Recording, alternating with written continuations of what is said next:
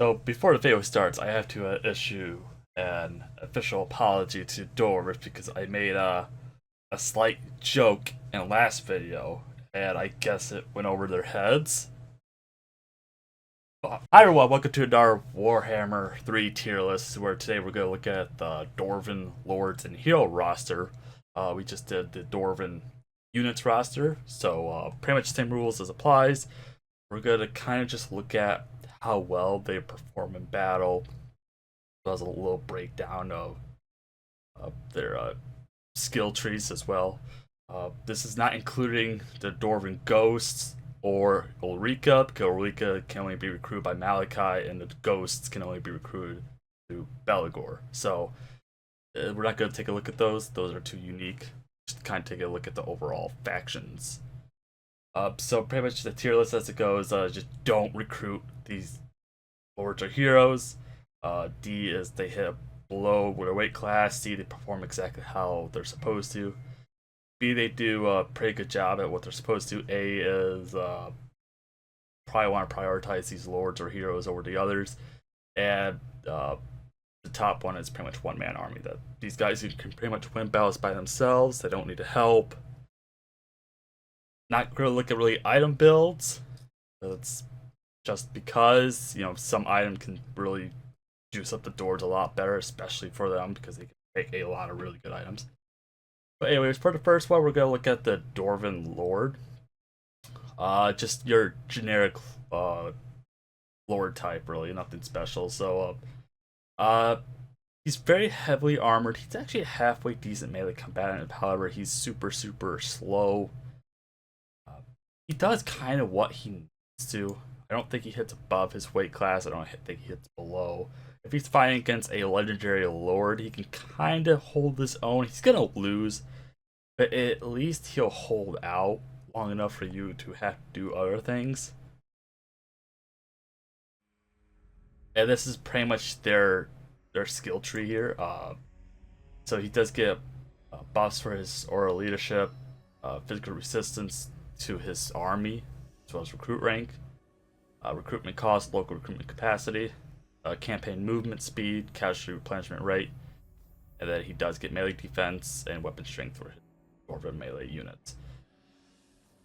He can get missile block chance increase of physical resistance, melee attack, weapon strength, or of endurance, which is just melee defense +5, missile resistance +5% for everybody within range. Honestly, any of these are pretty good to go.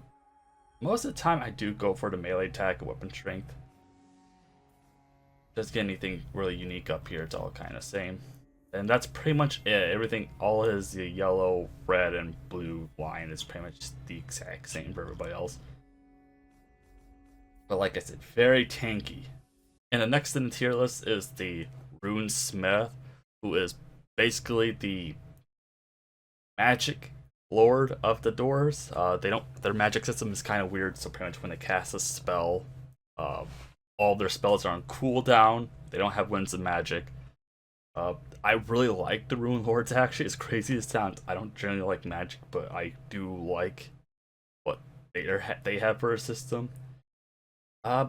He is a little bit tanky for a caster. I would kind of put him probably at a high B tier, low C tier, because he can kind of do everything the melee lord can do, except a little bit better, but he is a little bit squishier as well, so I'm going to kind of just put him ahead on the C tier.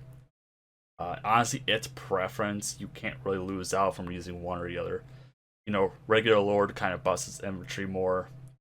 Rune Lord kind of does magic shenanigans. And this is pretty much his skill tree, so he does get a mount, which is the Anvil Doom, which just gives him kind of better stats overall. It doesn't increase his speed, sadly. But the Anvil Doom does give him a Locus of Power, which basically causes a magical explosion every single time he casts magic. And also miscast too, apparently. So his unique line is he gets magical attacks as well, but weapon strength, melee defense, physical resistance, enemy winds of magic reserve -5 per turn in the local region, miscast base chance -15%, cooldown -15%, and passive ability Masters of Ancient Lore, which is just our decreased cooldowns. He can't get leadership and melee attack for his army, armor or physical resistance for his entire army, or casualty replenishment and figure loss reduction for his entire.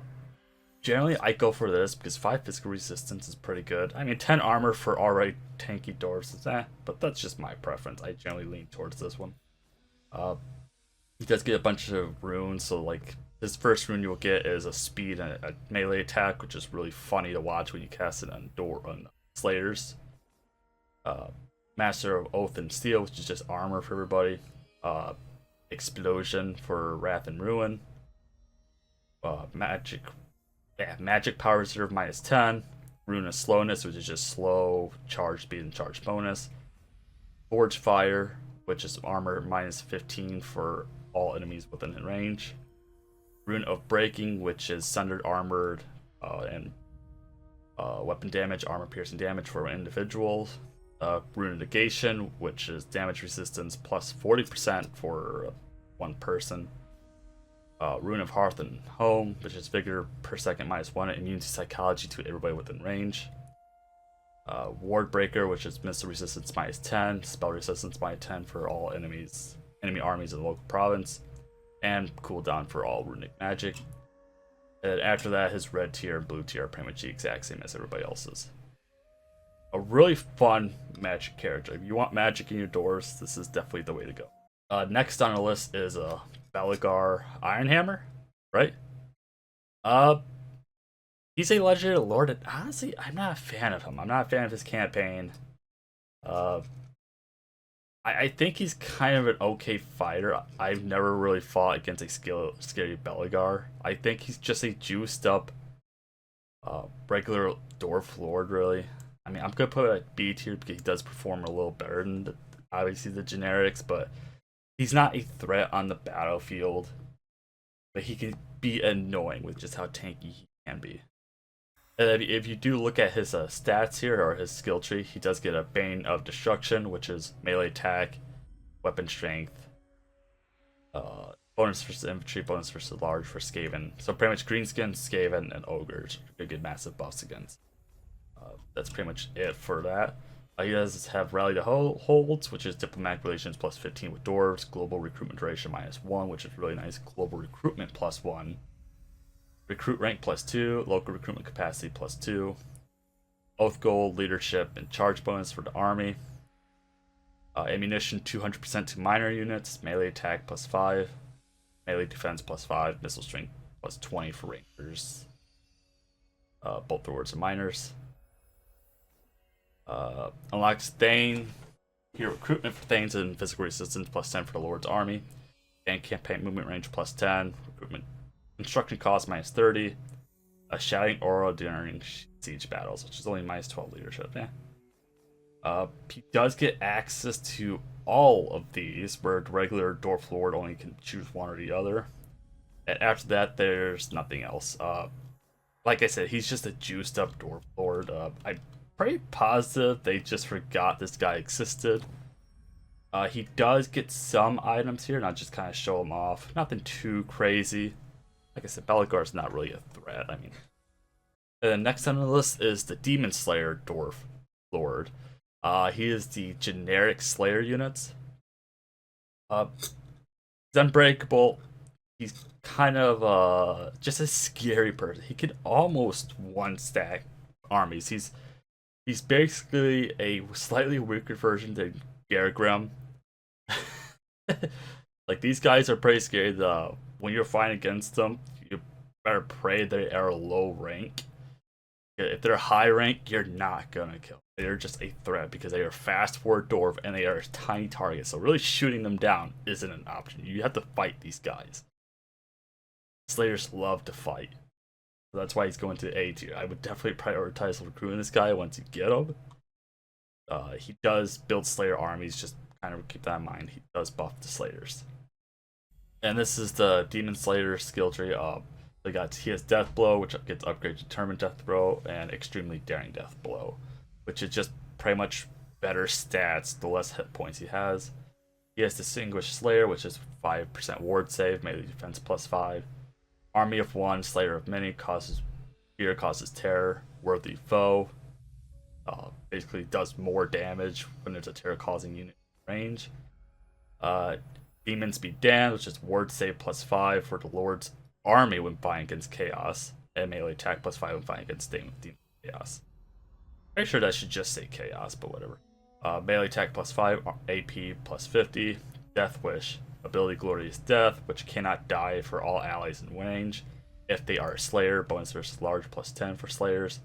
Bonus versus infantry +10 for Doomseekers, because we juice those guys up apparently.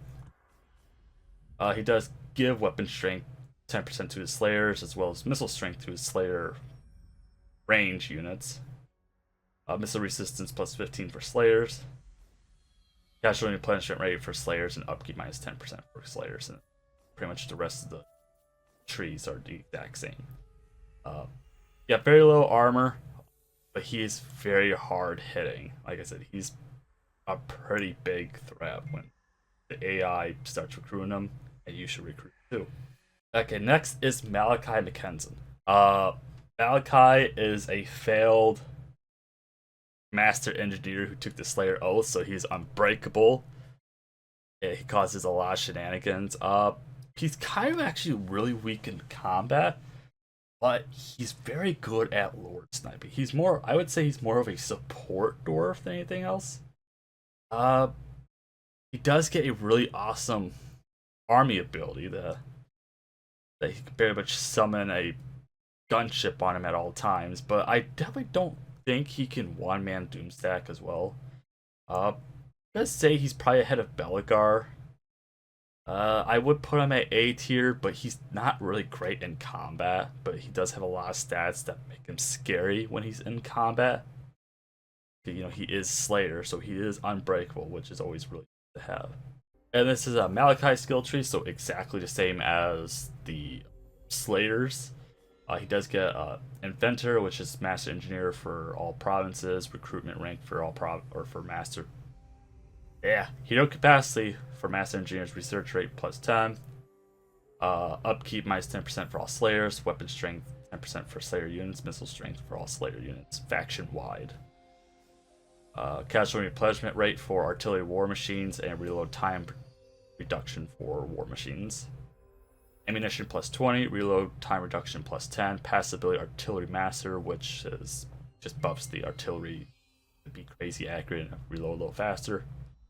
Construction time -1 for military support buildings. Construction costs were -20% for military support buildings, all provinces. And horde building construction time -20%, because Malachi is actually a pseudo horde. He is, not the rest of his faction, just he is. Range +15, AP +20. Deranged munitions upgraded, which means pretty much just buffs all the range to have magical attacks with AP and more base missile damage as well. He does get the standalone munitions. And then since he's kind of a hybrid between the Master Engineer and the Slayer, he does get kind of both aspects, which is really nice. So like more hit points, reload time reduction, ammunition, melee defense, weapon strength, and fighting greenskins because they're racist. Cinder Blast, Cluster Bomb, just like grenade pretty much. More melee defense, more missile strength and missile explosion, more range, speed, and deadly onslaught. And then his Slayer aspects is just the same as well. And then the red and blue, exact same. He does get the Persuader with replenished ammunition and heals, an artillery war machine. And then he gets the Eye of Gruni, which is just buffing all the range units much again. A fun character, just not he's not like crazy top tier in terms of combat though. Next is Thoric Ironbrow, who is the juiced up Rune Lord. Pretty much once again, I say he goes into a B tier. He is pretty good. He's not crazy. Pretty much the exact same as a Rune Lord, except juiced up more. That's really all it is. So for Thoric Ironbrow, He does get his Anvil Doom as well as a Veteran Anvil Guard, which is just kind of juicing up his melee attack, melee defense. Rune Master, which is just you know miscast chance and shared cooldown. Greater Locus of Power, which is just a bigger explosion. He gets Fiery Temper, which causes fear minus 20% cooldown for Master of Rune of Ruin. Extracting Standards, which is passive ability Rune of Strami, Redbeard for Runesmiths, which is melee attack and leadership for everybody in range, and shared cooldown for Runesmith magic. Both gold from buildings 200%, construction cost minus 15%, construction time minus 20% for all buildings in the local province. Runic Talismans, he gets a Master Rune of Spite, which is just kind of an AoE damage, ward save plus 5, and also a passive of the Master Rune of Gruni, which is plus 20% missile resistance for all units in range. Proven tools, anti-large projectiles, home in on targets for Grudge Thrower units, AP for Corollary units. Rune of Burning, projectiles cause explosive damage, reduce leadership for Bolt Thrower units. Kind of weird that there's not a picture of them yet, but whatever. Rune production lines, so Frenzy for Lord's Army and Charge bonus for the Lord's Army. He does get access to all of these because he is the juiced up Lord. So leadership, melee attack, armor, physical resistance, and casualty figure loss reduction. And pretty much everything else is the exact same. He doesn't get any crazy runes or anything. But he is a very good support lord, though. Fairly decent stats as a Dwarf Lord once again, but he can really make his army kind of scary. Next on our list is Ulgrim Ironfist, who is the Slayer King. He's essentially a juiced up version of the Demon Slayer. And late game, this even like early to mid game, this guy can pretty much fight armies by himself. Fast, dangerous. He loves to fight things that are hard to kill. He's just kind of scary. There's no way to really fight this guy just by a good auto resolve. Pretty much, he's pretty fun. You just throw him in there, he'll just kill everything in sight. This is his skill tree. So pretty much, just the same as any Slayer. He gets Great Green Nemesis, which is a unique, which is just weapon strength 15 when fighting against greenskins for his army. Weapon strength plus 15 when fighting against vampires. Weapon strength plus 15 when fighting against chaos. His unique line is melee attack plus 10, weapon strength 10. Worthy Foe, which is pretty much just like a Slayer. Gives a bonus for large plus 10 for Slayer units, and gives himself bonus which is large plus 15. Ward save when fight against chaos, melee attack when fight against chaos, melee.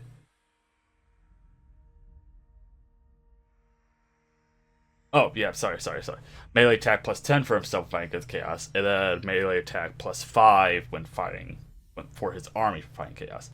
Doomseekers, hit points plus 10, casualty replenishment rate for Slayers when recovery time minus 2. And then the Slayer King, which is ward save plus 10, and Journey's End upgraded for Slayer units, which means they're going to do more damage when they die, pretty much. He gets access to all the Slayer subtree here, and pretty much everything else is the same for the rest of the skill line. He does get the Slayer Crown, which is pretty good stats. Recruit rate plus 1, ward save plus 10. Here, melee defense plus 10. Dragon Cloak of Fear Scar, which is ward save plus 20. Melee defense plus 5. I'm just kind of highlighting the better items. Wound recovery time minus 1, which means he, I think, comes back every other turn. Axe of Dargo, upkeep minus 5 for his army. Enables magical attacks, bonus large plus 6. And Axe of Dargo ability, which is bonus large plus 32 and AP plus 50%. Yeah, so he can get like about almost 40% ward save just by his tree alone. So you can really build him to be scary.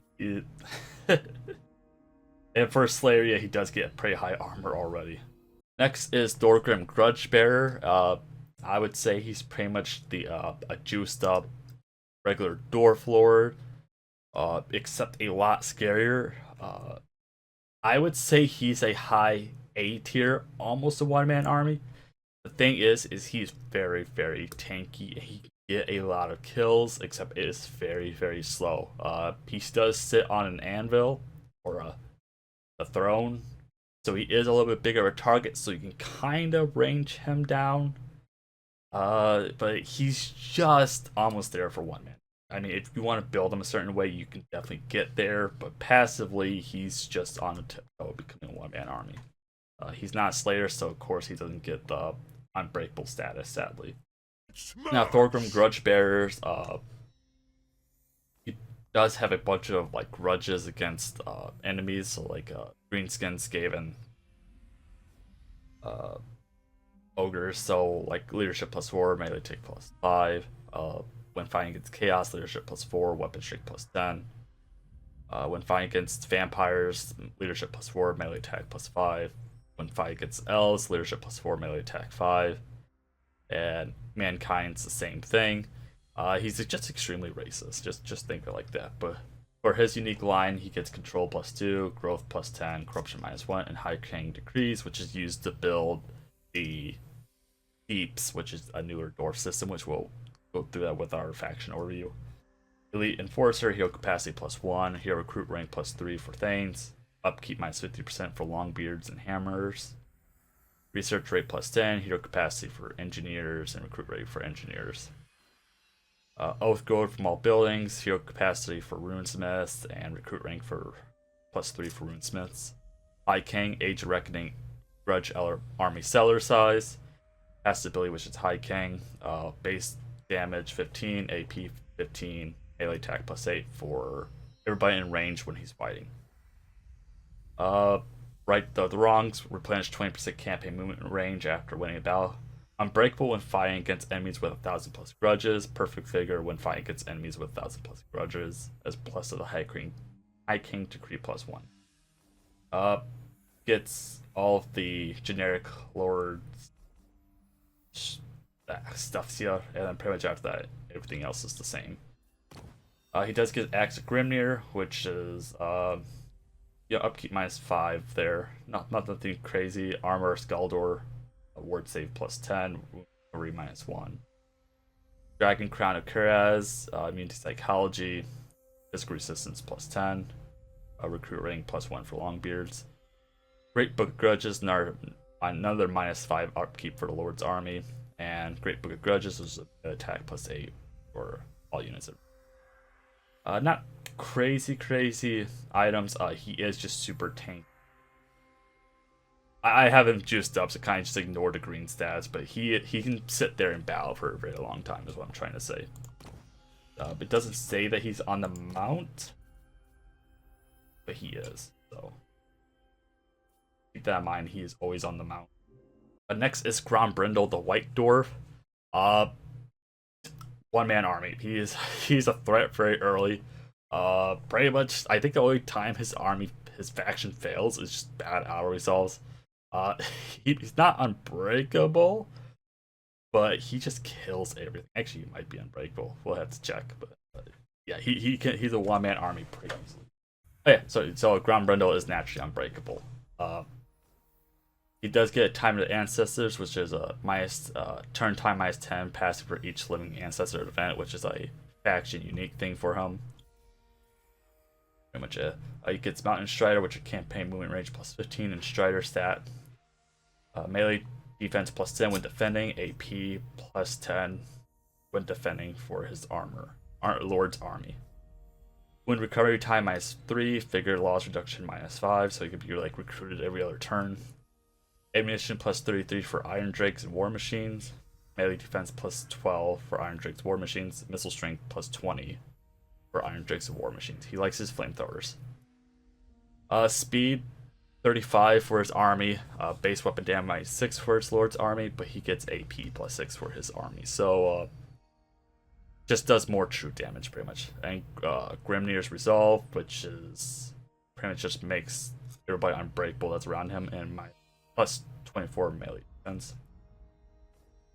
That's pretty much it for the trees. He does get armor, glimrail scales, ward save +10, physical +10, melee defense +6, wound recovery time -1. So he's already has a -4 recovery time, so you can pretty much recruit him all the time. Rune Axe of Ground Brindle, upkeep -5 for the Lord's Army, as well as AP and Discourage when he activates his ability. Cloak of Phalea, another physical resistance +5 here. Rune Helm of Zufbar, physical resistance +10, and then leadership +12. Yeah, he has high physical resistance, not much as ward save as like Ulgrim does, but he can solo armies by himself. A little slower to do it, but he can do it. Okay, next it's time for our Dwarf Heroes. First we got just a regular Rune Lord. Does exactly what he needs to, nothing too crazy. If you're running a Rune Lord, you could run a Rune Smith. Because their cooldowns are only for their individual. They're for themselves, is what I'm trying to say. So like they don't have a global cooldown, just on their own abilities. So if you want to run 2 or 3 Runesmith, honestly, you could. Here's his line: runic imbuement, magical attacks, weapon strength, spell resistance for his army, ambush and magic item drop chance, cooldown for his abilities, and mystic cast base chance and third cooldown. Everything else is the same. He can harden armor or sharpen weapons, which gives the army either more armor or more weapon strength. Can't do both, so I would really recommend if you're gonna run 1 Runesmith, run 2, so you can get best of both worlds. He does scouting, cleanse corruption, damage walls, wound, and replenishment, and specialist. Next is the Master Engineer, which is Malachi's friend. Honestly, I would say this is probably gonna be my hot take. Honestly, recruit these guys. These guys just buff your range units by a lot. You give them a shotgun or a long rifle. So he's pretty decent at like hero sniping, but it's just his passives that he gives to his what makes him really good. So for instance, you got his unique line is a flash bomb, which is basically like a smoke grenade with just speed -60, charge speed -60, melee defense -24 for everybody in range. So like just before the front line hits, you pop this, and they're just gonna immediately melt to everything. Break open the caskets, which is restock. Requisition, which is ammunition for the Lord's army, which you can buff that by 20% for 1 Lord hero. Imagine like 2 of them. Triangulation, you go up to 12 for his army, for missile strength for his army. Leadership orbit size, speed for all missile units get buffed up to 15. Stuff bar 42 pounders, which is just a map wide artillery strike pretty much. Really good, has high AP. Deadeye, which is range +15, missile strength +20 here. Armor -30, speed +20, stock. I don't generally use this. Kind of kills his survivability quite a bit. Ballistic calibration, which is reload skill +20 for everybody in range. Sharpshooter ammunition is increased range and anti-infantry. Or you can give him a Grudge Raker, which is a shotgun, which is reduced range but increased missile strength. Causes fear, Vanguard deploy, which I wouldn't use on a dwarf. Hit points +10%, melee defense +6.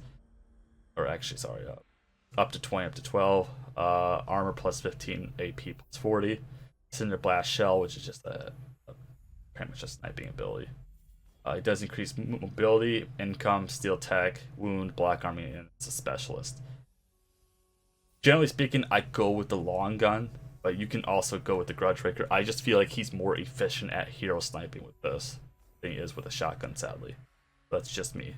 Next is the Thane, who's just kind of your standard melee specialist lord. Not too crazy. Honestly, I'll put him at C tier. kind of okay to have around. Even though I really don't think he has a point because all the Dwarf Heroes and Lords are already pretty tanky. But he's kind of good there to have for, I guess, hero armies. Not necessarily though. I wouldn't put him at D tier because I think he does exactly what he needs to. It's just there's kind of really no reason to have him around though. Yeah, so pretty much he has Fellow Warrior Handed, which is melee attack, weapon strength, hit points, control +4, armor 20, melee defense +5, physical resistance +10, plus a passive glittering scales, which is melee attack -5 for all enemies in range.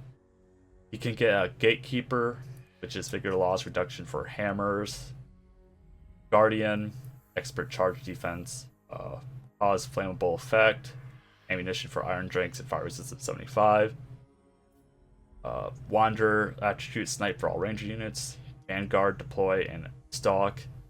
I kind of wish they would redo these. I feel like these are kind of weak overall, and pretty much nothing else is crazy. He gets training, spread control, assault garrison, assassinate assault units, and specialist. The next is the Dragon Slayer, which is just the hero version of the Demon Slayer. Really good to have. Honestly, I would probably put him at B tier, maybe even at A tier. That's kind of arguable. We'll put him from Belegar though. Belegar's an I almost want to put Belegar even lower, just the more I think about him. It pretty much as a Slayer, he has everything the same up to top here. Distinguished Slayer, ward save, melee defense. Worthy foe causes fear. Corruption -2, weapon strength when fighting against demons. Bonus for the large +15, charge bonus 30. Weapon strength 10%, colossal strike. Followers of Grimnir, which is weapon strength 15. Toughened skin as resistance +10%. And then speed +10% attribute strider. I would just get follower of Grimnir. It's kind of the best one. He does replenish troops, spread control, assault units, assassinate, assault garrison, and specialist. Next is Felix. I don't like Felix. I would say just don't, but you kind of his buddy there. Felix is kind of generally a weak character. He doesn't do very well with combat. And the AIs always target him. I'm not gonna go over his skill tree because we did that for the Empire, but just he's anti-infantry AP, and he's tall, which is a debuff for the dwarves. Next is Gargrim Iron Fist, who is Ongrim's kid. Pretty menacing. I would say he's definitely better than the regular variant. He's the legendary hero variant of a Dragon Slayer. So Gargrim Iron Fist tree, he has Slayer Oath, which is -25%. Construction costs for Slayer buildings, recruitment costs for Slayer, speed for infantry units. Slayer of Many, Beautiful Leader, upkeep -50% for Slayers. Unit experience gain for 15%. Passive ability to War Mourner, which is AP, base weapon damage, magical attack for bite and range, as well as weapon strength as well for the Slayers. Hit points, melee defense. Slayer of Legend, which is it gets better pretty much every.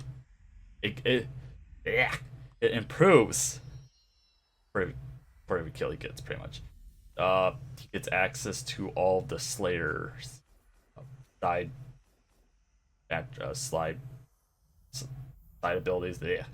Weapon strength, the missile resistance, and the speed, which I mean all of them together is really good, but since they're only locked to one for the generic hero, get that. He has replenish troops, spread control, assault units, assassinate, assault garrison, and specialist. He also has the Axe of Kadron. And next is Gotrek, and I firmly believe Gotrek is almost a one-man Doomstack by himself. He does need help from some Felix, from a little Felix though, so honestly, I put him right behind the other Slayer. Really good guy to have. The only issue is his West battle is a pain to get through, especially for dwarves, because speed is key, and they don't really have that, so you kind of have to build an army a certain way to get him. Once you do, it's another Slayer. The Slayers are really strong now, so just doing a pure Slayer army with all the heroes and lords, you're just gonna demolish everything. But yep, that's pretty much my roster of the Dwarven Lords and Heroes. If you guys have, any different opinions of where anybody should be, let me know in the comments below. And I'm kind of curious. Yep, but now that we're done with the Dwarves, Lords, and Heroes units, we're gonna probably our next video will be the how to play the dwarves. But anyways, I hope you guys enjoyed. If you did, please leave a like and subscribe for notification when we go live, upload or doing our shenanigans on YouTube. And of course, hit that notification bell to actually get notified of said shenanigans on YouTube. Because YouTube hates me right now. Wonder why.